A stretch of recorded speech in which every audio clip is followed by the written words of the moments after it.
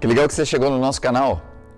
Eu tenho certeza que se Deus te trouxe aqui, Ele tem algo para trazer à sua vida. Deus muitas vezes nos proporciona algumas mensagens que nos tocam e mudam toda a nossa história. Assim como muitas vidas já têm sido tocadas dessa mesma maneira.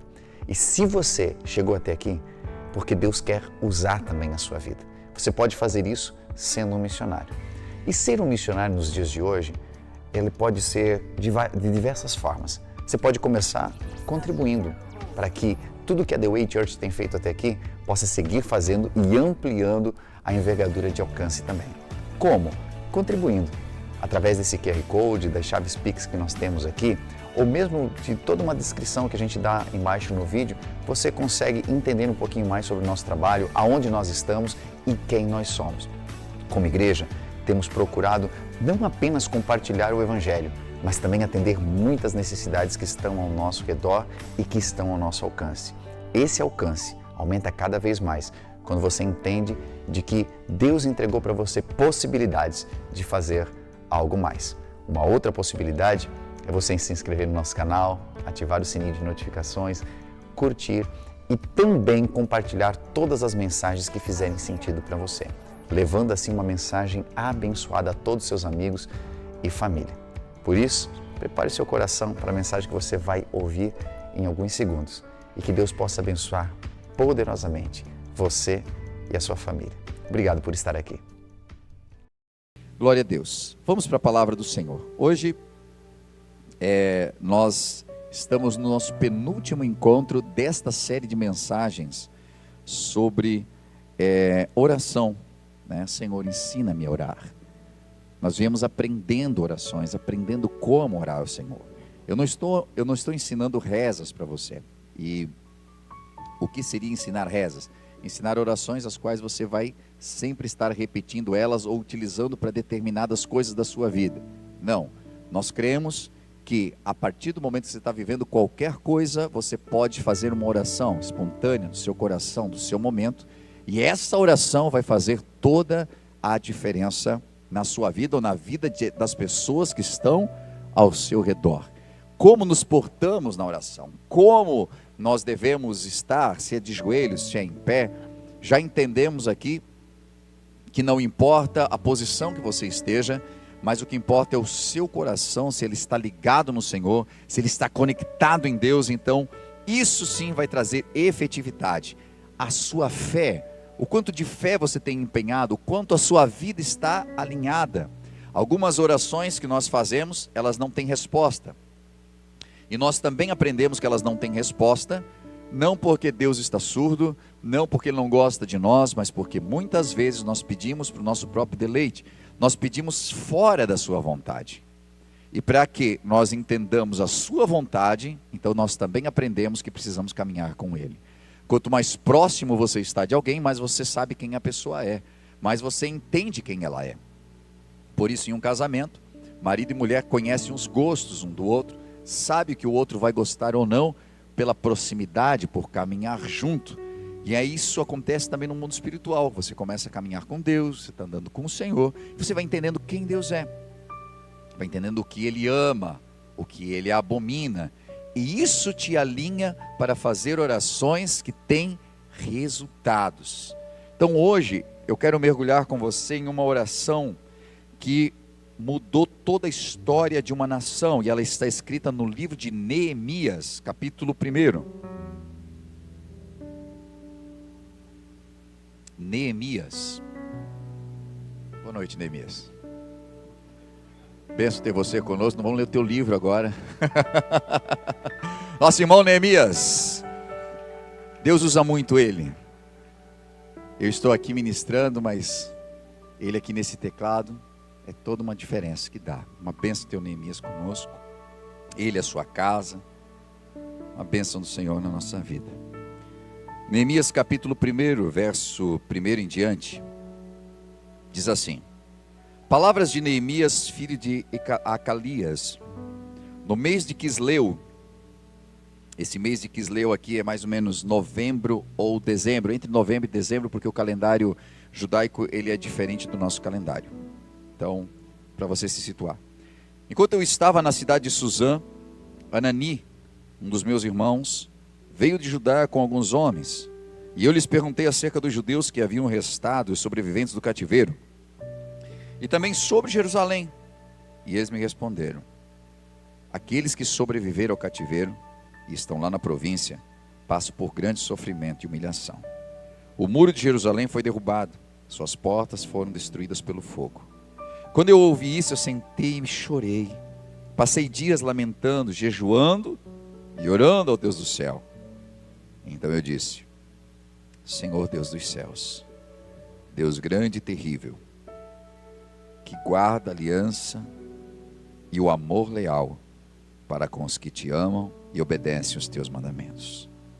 Que os teus ouvidos estejam atentos e os teus olhos estejam abertos para a oração que o teu servo faz hoje diante de ti, dia e noite em favor dos teus servos, o povo de Israel. Eu confesso os pecados que nós, os israelitas, temos cometido contra ti. Sim, eu e o meu povo temos pecado. Agimos de forma totalmente corrupta e vergonhosa contra ti. Não temos obedecido os mandamentos, aos estatutos, às ordenanças que deste a Moisés, o teu servo. Lembra-te agora do que disseste a Moisés, o teu servo. Se vocês forem infiéis, eu os espalharei entre as nações.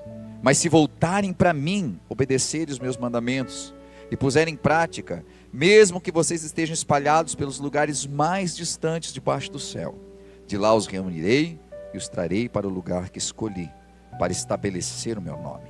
Estes são teus servos, o teu povo. Tu os resgataste com teu grande poder e com tua mão forte.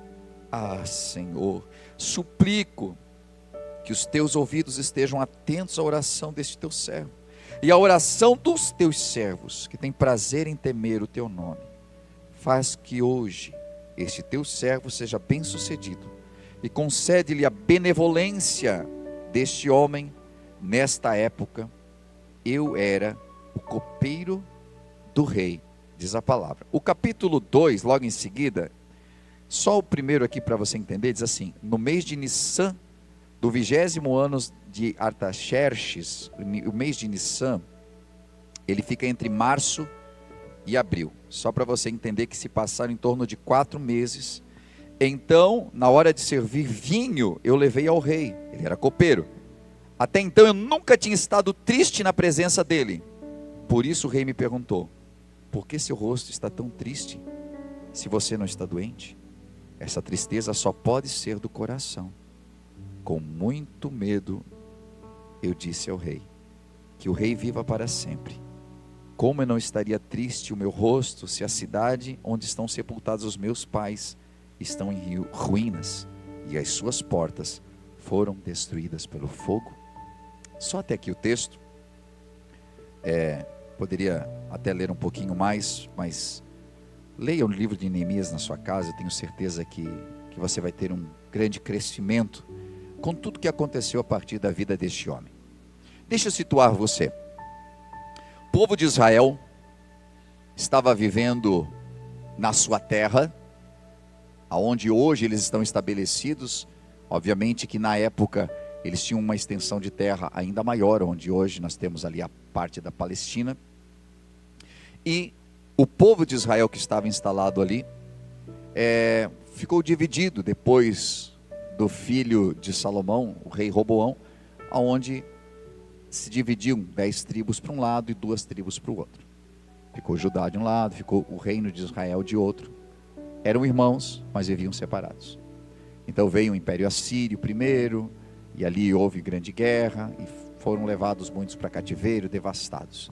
Depois de mais um tempo veio a Babilônia, com Nabucodonosor. Então eles entraram ali e levaram também Judá. Então todo o povo agora, os que não foram mortos, os melhores dentre eles, foram levados como cativos para servirem na Babilônia. Inclusive Neemias estava junto com eles, Daniel, outros que você vai ler os livros na Bíblia e as histórias deles. E eles queimaram os muros. Uma cidade sem muros nessa época era uma cidade totalmente vulnerável. Então os que ficaram, além da morte que tinha lá, além dos muros queimados, casas destruídas, eles agora passavam fome, estavam vivendo uma época de muita tristeza, de muita angústia, de muita miserabilidade mesmo. Mas Neemias, ele era copeiro do rei. Neemias não era um escravo, ele era tratado com dignidade. Neemias tomava dos melhores vinhos. Sendo copeiro, ele experimentava a comida do rei. Obviamente que não é um serviço que talvez eu e você quiséssemos, né? Se estivesse envenenado, ele também morria. Mas, nessa época, ele tinha este serviço e ele estava muito bem. Ele estava vivendo no palácio. E por que eu estou frisando isso? Porque enquanto algumas pessoas estavam vivendo na miséria, ele estava vivendo sendo família, ele estava vivendo na bênção, estava vivendo um tempo muito bom da sua vida. Porém este homem, quando ele sabe da situação dos seus irmãos, quando ele sabe o que está acontecendo, ele é impactado, ele é tomado de uma empatia pela dor daquelas pessoas. E eu começo a aprender desde então, a partir desta mensagem, desse texto bíblico, de que quando nós realmente estamos ligados em Deus, veja, obviamente que ele estava longe da sua terra natal, obviamente que ele poderia ainda, porque todo ser humano sempre pode reclamar de alguma coisa. Você acha que o teu problema é falta de dinheiro, você pega alguém com muito dinheiro que está reclamando de alguma coisa também. Você pega sempre alguém, não importa o estado que essa pessoa esteja, ela sempre tem alguma coisa para reclamar, se ela não está conectada realmente no Senhor. Mas este homem, ele vem a procurar notícias da sua terra, e quando dizem, olha, está uma situação catastrófica lá, ele senta e chora. E agora ele começa a jejuar, ele começa a orar, mas ele está orando por quem? Ele está orando por quem tem necessidade. Ele se importa. E eu estou falando aqui de uma oração intercessória, eu estou falando aqui de uma oração que não é por nós. Eu estou falando aqui de alguma coisa que foge um pouco daquilo que é comum para nós, porque nós viemos para a igreja para buscar uma bênção para nós. Nós fazemos uma oração para que Deus nos atenda, para que Deus nos ouça, e geralmente porque nós temos uma necessidade. E eu tenho certeza que, sendo copeiro do rei, vivendo muito bem, ele ainda assim tinha as suas necessidades, mas agora ele tira um tempo para jejuar e para orar por quem? Por quem ele nem está vendo, por pessoas que talvez nem sejam da família dele, são da mesma pátria que ele, né? Mas são seus patrícios, mas ele não tem conexão com eles, a não ser essa de: como está a minha terra natal? Ele poderia dizer: meu, que luta, né, que eles estão vivendo, que tristeza, que Deus tenha misericórdia, e continua a vida. Porque hoje nós fazemos isso na maior parte do tempo. Quando a gente sabe, às vezes, uma notícia ruim de alguém, nós temos um grupo chamado Torre de Oração, onde nós intercedemos, as pessoas colocam ali seus pedidos de oração, e nós estamos constantemente orando, tirando tempo. Mas quantas vezes, quem sabe, mesmo dentro de um grupo de oração, a gente vê ali alguma coisa, misericórdia, mas não conseguimos ter misericórdia, mas não conseguimos de verdade fazer isso que Neemias fez: sentir o outro, sentir a dor do outro, sentir a necessidade de interceder pelo outro de verdade. Como cristãos hoje, e falando de oração, me pergunto o quanto eu realmente tenho empatia pela dor do outro, de um familiar meu. Ele sabe disso, ele senta, ele chora, e eu fiz questão de ler ali que os tempos, né, desde quando ele soube até quando ele decidiu falar com o rei, e ele faz essa oração dizendo: Senhor, me dá graça diante daquele homem. Nesse tempo todo foram 4 meses que ele esteve orando. Pelo que você já orou 4 meses? Pelo que nós já oramos por tanto tempo antes de agir? Geralmente a gente está orando e está agindo.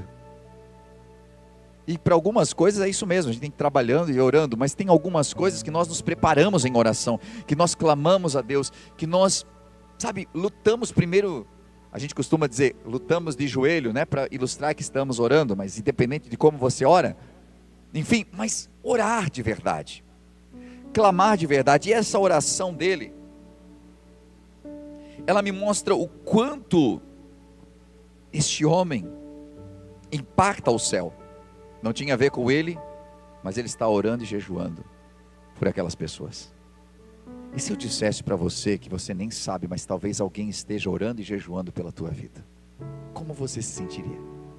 Como você se sentiria se soubesse que você só está aqui hoje porque alguém orou e jejuou pela tua vida?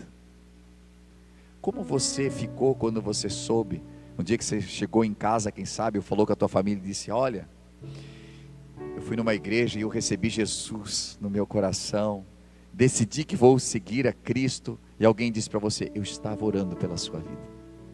Uau, é tremendo isso, né? É maravilhoso isso. Alguém está orando por você. E esse homem estava fazendo isso. Ele estava clamando a Deus por aquele povo. E a oração que Neemias faz é algo que é didático, que nos ensina. Ele diz: então eu orei ao Deus dos céus. Ele ora ao Senhor. Capítulo 1 aqui. Senhor Deus do céu, Deus grande, temível ou terrível em outras traduções. Ele estava na Babilônia. Sabe como eles chamavam ao Deus da Babilônia? Marduk. E quando eles se referiam ao Deus Marduk, eles diziam que ele era um Deus grande e terrível. Agora Neemias vai orar ao Senhor e ele diz: Deus grande e terrível. Por quê?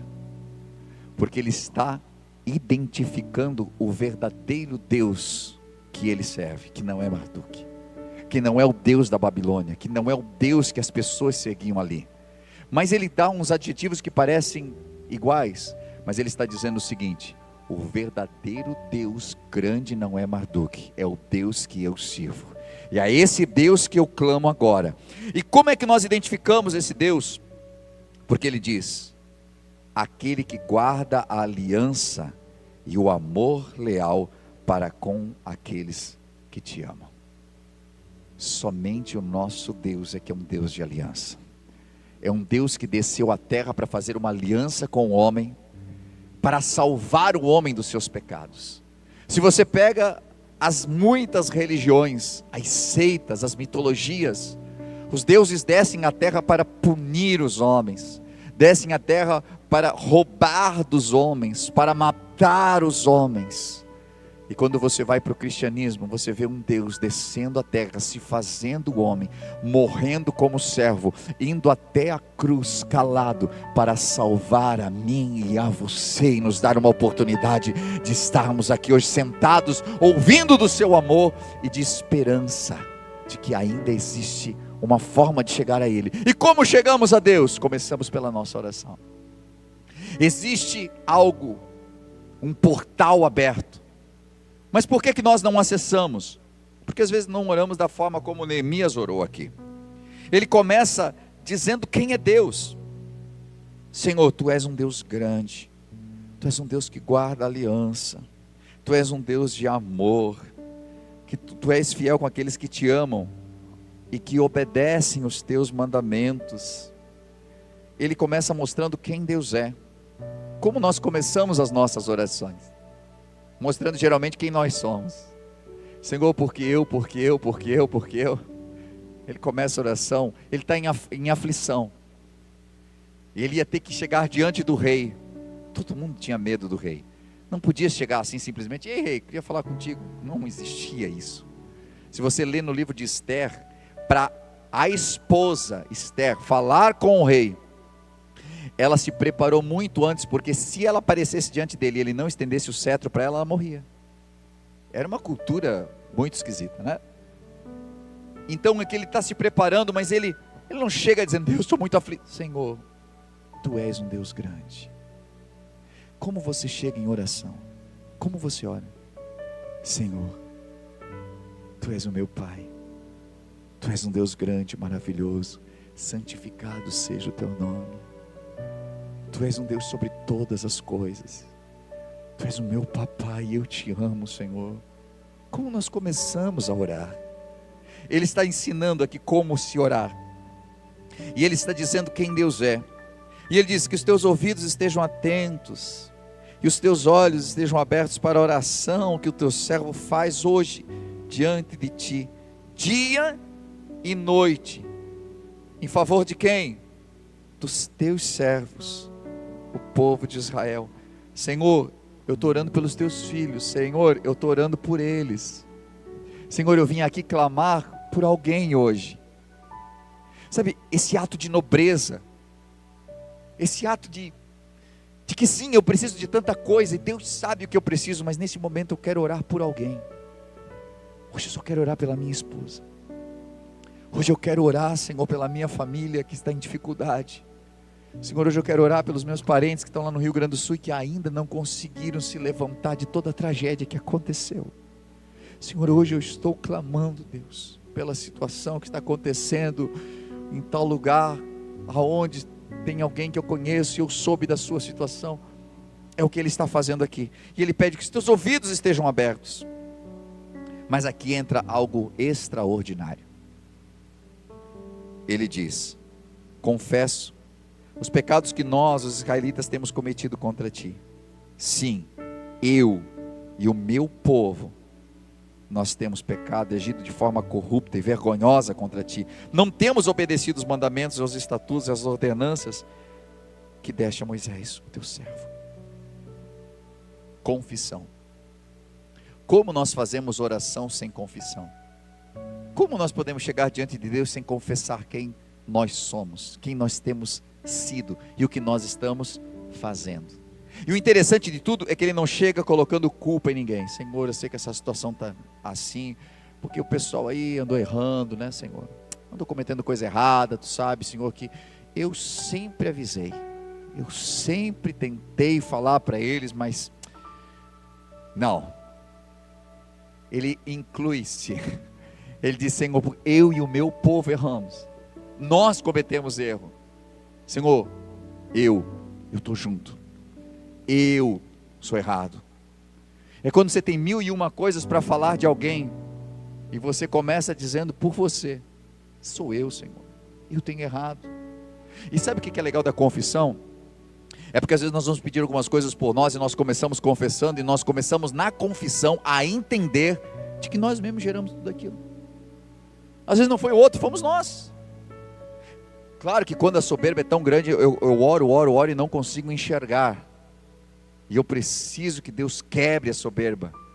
Mas a soberba às vezes ela é tão grande que ela impede até de você confessar. Existem muitas orações que chegam ao ponto de ser: Senhor, se porventura eu tenho falhado em alguma coisa, então me perdoe. Faz favor. Se porventura, né? Se por acaso eu tenho cometido alguma coisa, eu costumo ser uma pérola, uma pessoa maravilhosa, mas, né? Se eu fiz alguma coisa, me perdoa. É como a gente vai pedir perdão para alguém e diz assim: se eu fiz alguma coisa para ti, me desculpa. Se eu fiz, é por atacado assim? Dê nome aos bois. Ele começa dizendo: olha, nós agimos de maneira corrupta e vergonhosa. Talvez nessa quarta-feira você veio para uma outra pegada de mensagem. Você veio: não, pastor, eu vim aqui porque nas últimas semanas aqui o negócio moveu e tal, mas hoje aqui tá meio estreito aqui, né? A mensagem está meio difícil de... Gente, eu quero que você tenha sucesso na sua oração. Eu quero que as suas orações, sabe, os céus se abram para você e você consiga chegar lá no trono de Deus mesmo. Mas que para isso para acontecer, não tem como não passar pela confissão. Enquanto eu acho que eu sou super, não acontece. Enquanto eu acho que só o outro não acontece. Enquanto eu tenho uma lista de culpa dos outros, não vai acontecer. Enquanto ainda diante dos meus olhos só está o erro dos outros, que eles fazem, porque, cara, eles vão prosperar, porque se arrependerem, vão alcançar misericórdia, e você vai continuar sem resposta de oração, vai continuar vivendo de aparência. não vai conseguir a verdadeira resposta e vai continuar administrando a sua casa e os seus problemas com essa maquiagem toda de sorriso e de mentiras, porque de verdade você está quebrada, você está quebrado, só não consegue admitir isso para ninguém. Confissão. Senhor, nós fomos corruptos, fizemos coisas vergonhosas, não temos obedecido ao mandamento. Senhor, eu não leio a Bíblia. Senhor, eu não tenho paciência de nada. Eu às vezes não venho para a igreja, boto aquele culto online, mas só por botar mesmo, porque daí eu vou fazer outras coisas, não presto atenção em nada. Senhor, eu falo mal dos outros. Senhor, tua palavra fala para perdoar, mas eu não perdoo. Senhor, dizem que não é para murmurar, mas quando eu percebo eu já estou murmurando. O que nós temos para confessar? O que você tem para dizer? Eu guardo um rancor aqui, ó, aqui, que é difícil. Senhor, eu tenho acessado algumas coisas na internet que eu não devia acessar. Senhor, e veja, ele está orando por quem? Por ele?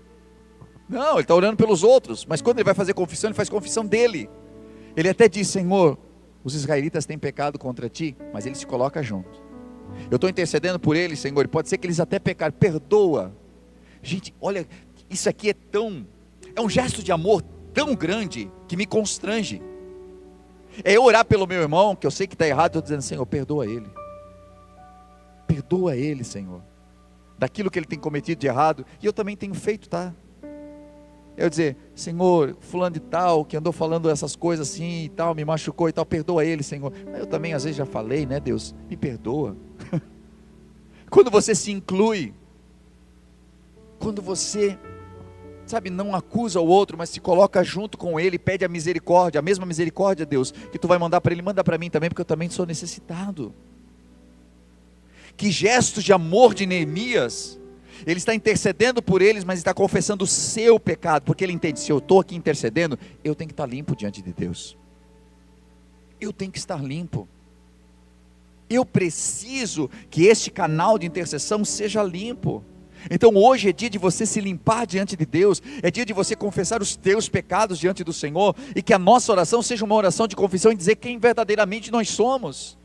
De dizer: Senhor, eu preciso, sabe por quê? Porque eu estou cometendo erro. E qual é o erro que eu estou cometendo? Aí cada um sabe o seu erro. Senhor, eu faço isso, eu faço aquilo. Só que às vezes o que acontece?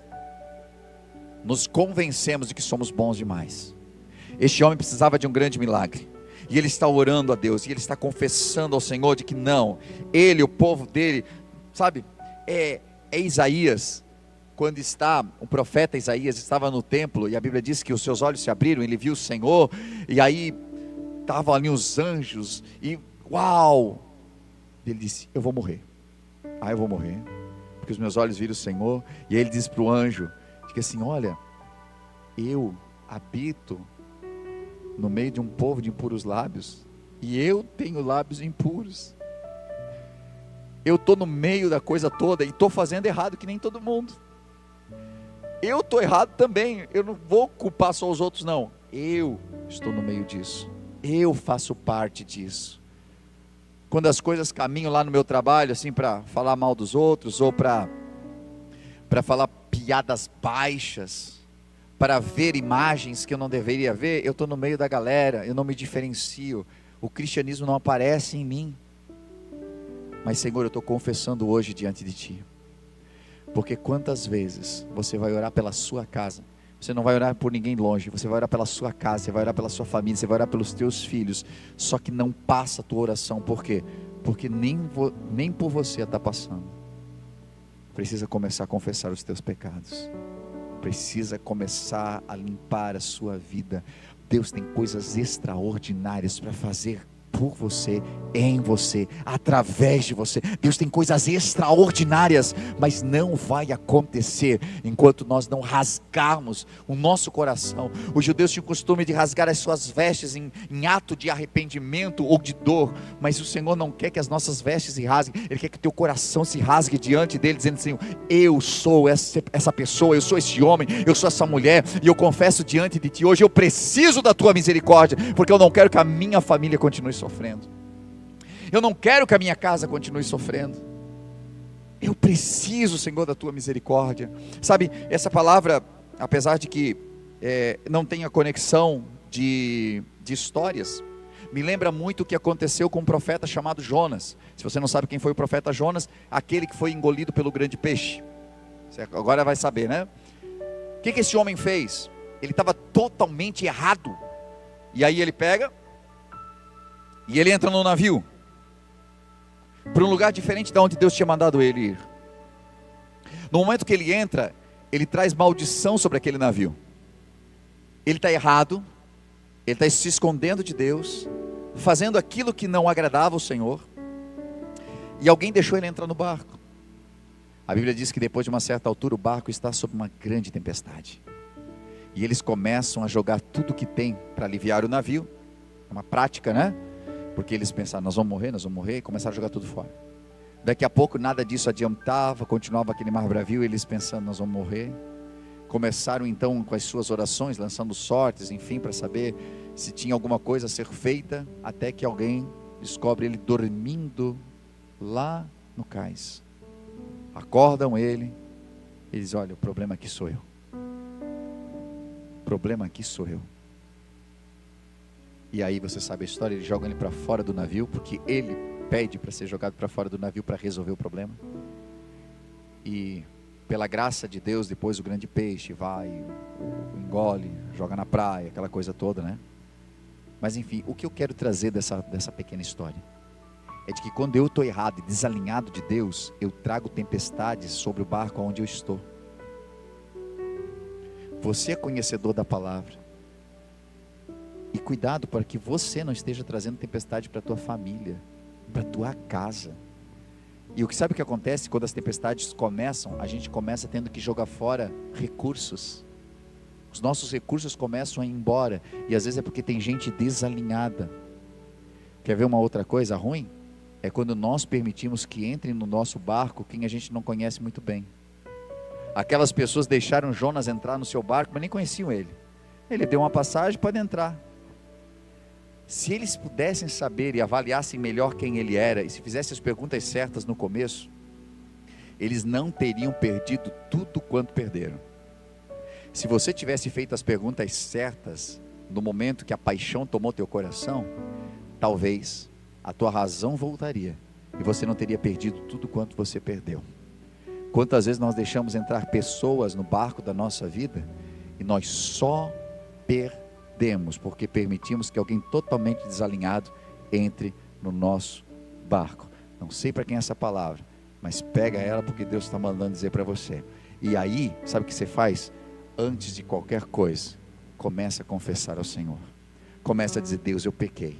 Ou seja, porque eu deixei entrar alguém que não devia, ou porque eu entrei no barco da minha família, Senhor, totalmente desalinhado, tem dado tudo errado, mas hoje, nesse dia que se chama hoje, eu quero alinhar a minha vida ao Senhor, eu quero alinhar as coisas, porque eu estou intercedendo pela minha casa. Neemias intercedia pelo seu povo, mas eu estou intercedendo pela minha casa, e a minha casa vai ser alvo da tua bênção, Senhor. Eu estou confessando diante de ti, sim, eu fiz coisas erradas, sim, Senhor, eu cometi tantos erros, e vim cometendo até o dia de hoje, mas hoje, depois dessa palavra, a minha história vai mudar, aleluia, minha história muda.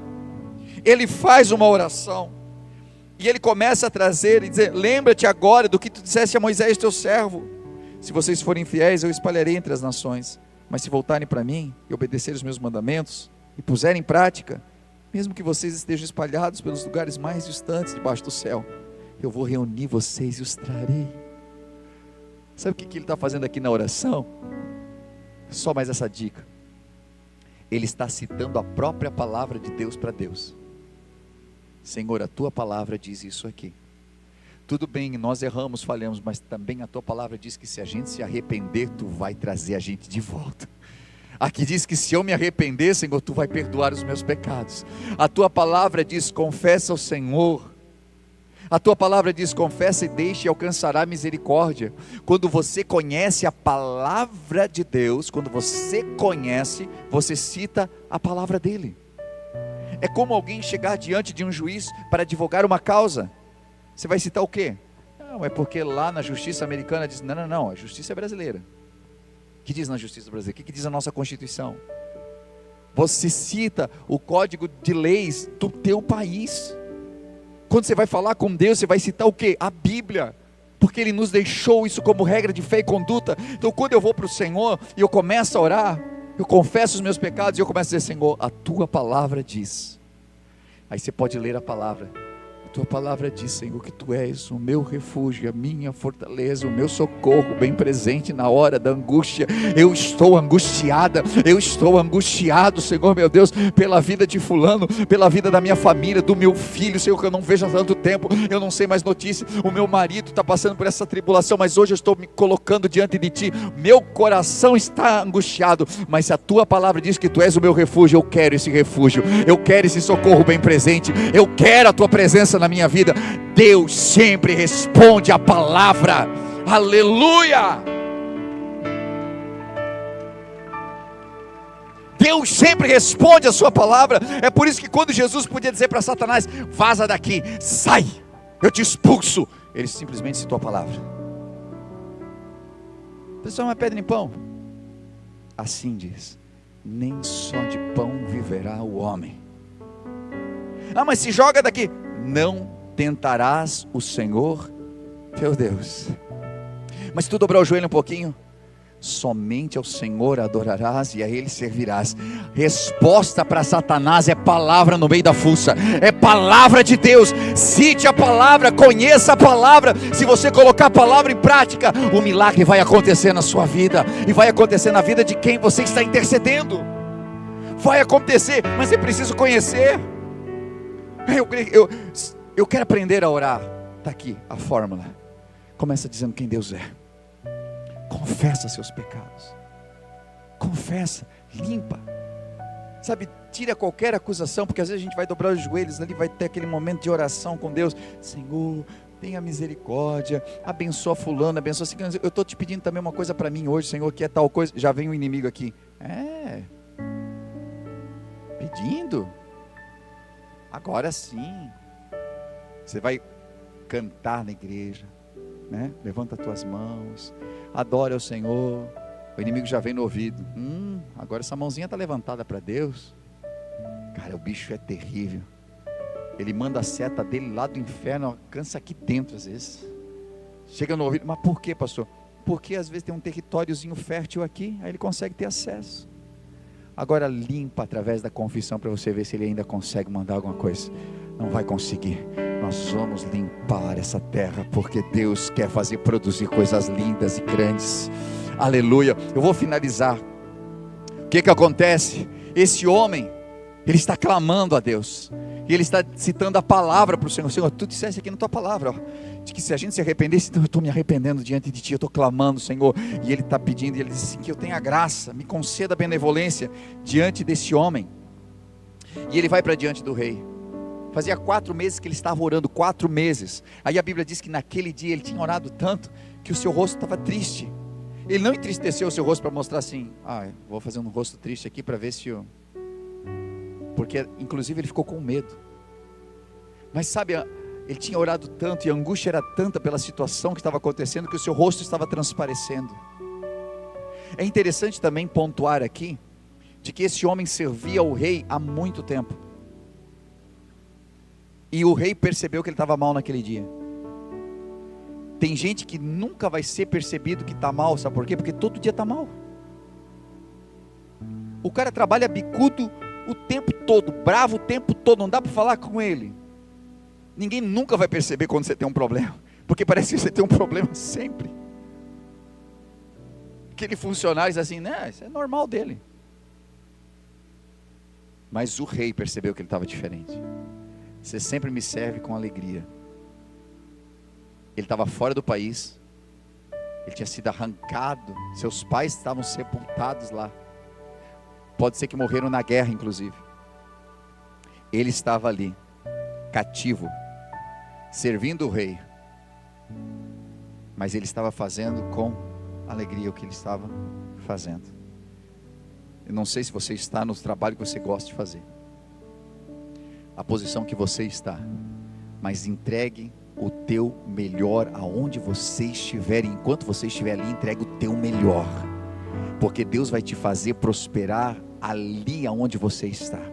Essa oração foi tão impactante, e eu vou resumir a história porque não tem como a gente, talvez um dia a gente faça uma série sobre Neemias aqui, a gente consiga entender melhor os processos.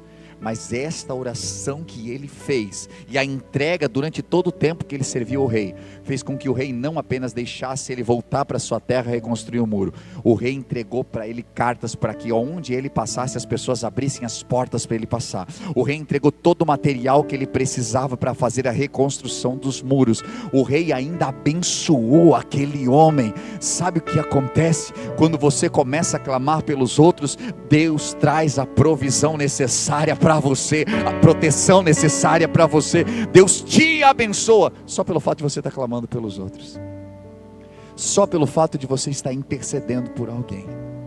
Por isso, hoje, e nessa oração que eu quero fazer por ti e contigo, nós não vamos pedir por nós. Hoje nós não vamos pedir por nós. A única coisa que nós vamos fazer por nós aqui é confessar. Você vai confessar talvez diante do Senhor aquilo que você precisa dizer. Se você vier à frente, você vai vir por alguém, você vai dizer assim: Senhor, eu estou vindo diante do altar por fulano de tal, estou vindo aqui pelo meu marido, estou vindo aqui pela minha esposa, eu estou vindo pelo meu filho, por alguém, mas não por você. Se você precisar confessar e deixar teus pecados aqui, amém. Se você quiser fazer isso na sua cadeira, amém. Mas hoje, tudo que você pedir, que você possa estar pedindo por alguém, porque isso está dentro do que é oração também. Alinha a tua vida, e a tempestade que hoje está quase afundando o barco da tua família, essa tempestade vai cessar. Jonas pelo menos teve a dignidade de não dizer assim: isso é porque o marinheiro é ruim. Ele disse: eu sou o culpado. E quando nós batemos no peito e assumimos a culpa, os milagres começam a acontecer. Coloque-se de pé, por gentileza, em nome de Jesus comigo.